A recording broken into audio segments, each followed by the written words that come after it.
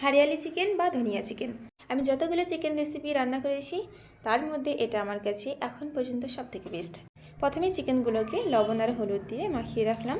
ব্লেন্ডারে রসুন, আদা, কাঁচা লঙ্কা, বাদাম পেস্ট করে এইগুলো শুধু চিকেনে মাখিয়ে 30 মিনিট ধরে রেস্টে রেখে দেবো। আবার মিক্সিতে ধনেপাতা আর পালং শাকের 2 থেকে 3টে পাতা দিলে কালারটা খুব সুন্দর আসে।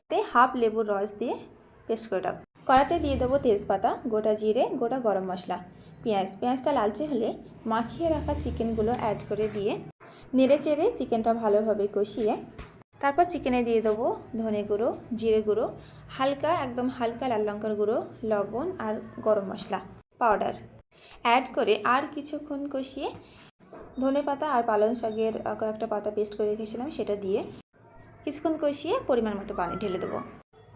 একটু নেড়ে চেড়ে ঢেকে রেখে 5 থেকে 7 মিনিট মিডিয়াম ফ্লেমে হলেই রেডি। আমি খেয়েই বলেছি এটা আমার সেরা রান্না। এর রং আর ঘ্রাণ দেখে বুঝতে পারছেন, আর খেলে তো কথাই নেই। সবাই ভালো থাকবেন, দেখা হচ্ছে পরের রেসিপিতে।